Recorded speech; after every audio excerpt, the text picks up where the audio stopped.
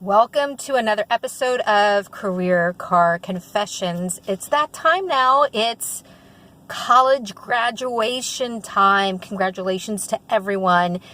But I really wanted to discuss a really important subject about, getting a job. And actually, this is really geared towards both students and parents.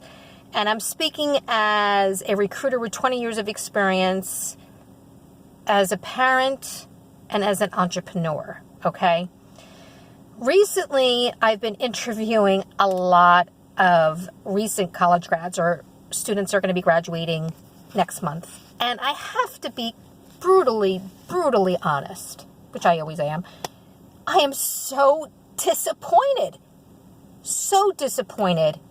in every facet of what they're doing as far as getting a job. Some of them did not even show up for the interview and never sent an email or anything saying that they weren't going to show. Students, that is such poor judgment. You should be talking to everyone, okay? And if you decide that you don't want to talk to someone, have the decency to send an email and say, I am sorry, but I've changed my mind. Okay, because guess what? My time is valuable, and that time slot could have gone to someone else that really wants to work or interested in a particular job that I have. So please, have proper etiquette when it comes to that. Secondly, know the job that you're interviewing for. Be prepared. The first question I ask is, why did you apply for this job? Not one person can give me an intelligent answer. Like, are you serious? You're interviewing for a job. You've done no research. You don't even know what the job really entails. I mean, you could even fake it till you make it. Try. It boggles my mind. And then lastly, have some enthusiasm. Show enthusiasm when you interview. Like, you want to be there, that you're interested. I mean, most of these students they're just blah. There's no energy. There's no showing of interest. And also, send a thank you note that day. Have a sense of urgency. You don't have a problem sending your Snapchats in an instant and documenting your whole lives on your cell phone. But when it comes to something this important, your career, my gosh, you should be doing that instantaneously, but you're not. And what's concerning to me is that you're spending all this money on your college. I know, I've got a freshman in college. It's $70,000 a year. But guess what? That means nothing. That piece of paper to me, as an entrepreneur, as a CEO, and as a recruiter, means nothing to me if you cannot interview, if you cannot sell yourself. You need to figure out who you are. Even if you have no work experience yet, figure out what makes you special. Can you answer that question? What makes you so great? What are some of your accomplishments that you worked on in school, some of the projects?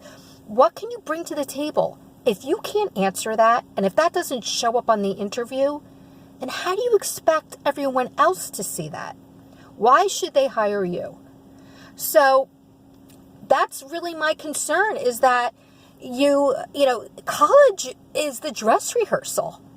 And now the dress rehearsal is over. Now you're going into real life and you need to play the game. I'm just so concerned of what I'm seeing. And what are the colleges doing to prepare these kids? They're taking your money, but they need to really help these kids interview. Shame on you. Shame on you, colleges. It's kind of pathetic. So, I don't know. It's very upsetting to me.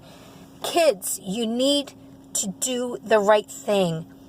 Ask your parents, okay? Because our generation, we know how to interview. We know networking. You need to network with everyone. And don't just try to network with people that you think get you in the door. It's sometimes a person that could be the janitor whose wife is the CEO of somewhere. Talk to everyone.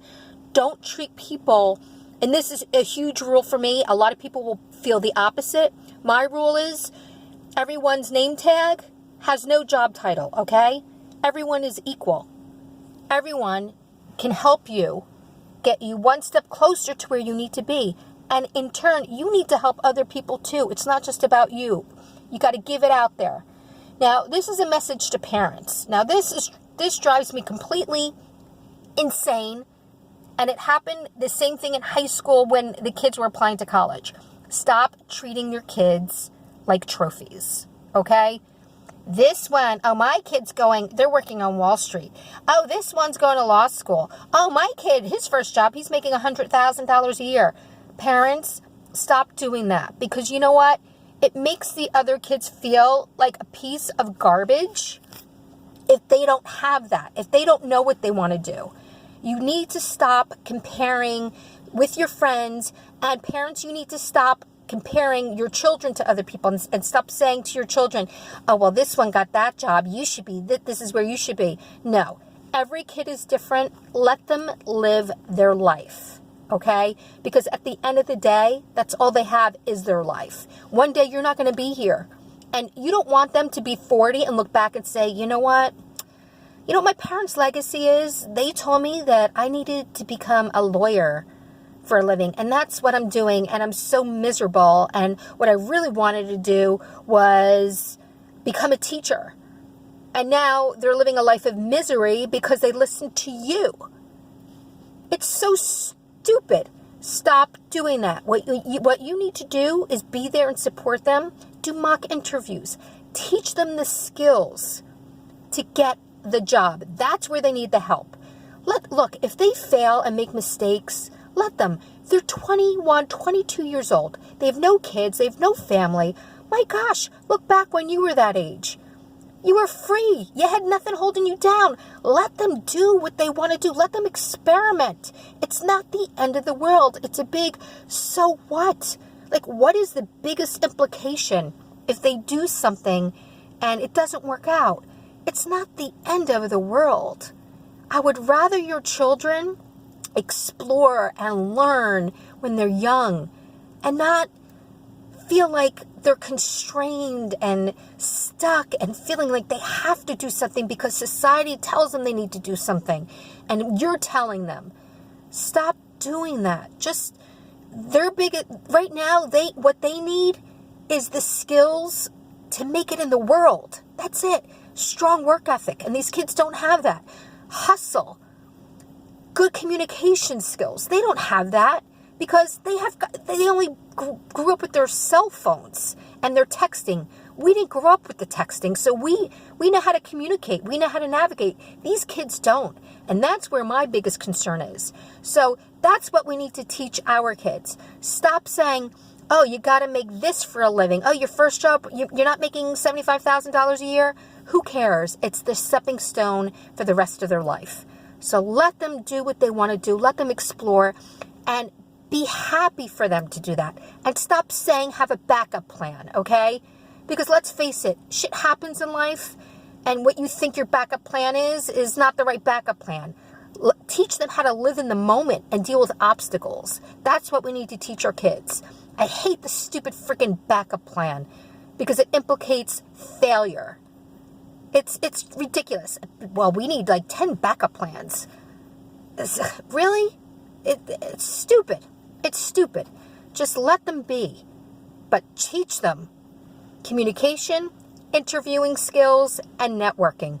And certainly follow-up skills, because they certainly need that. And strong work ethic. Okay, so good luck to everyone. I hope this was helpful.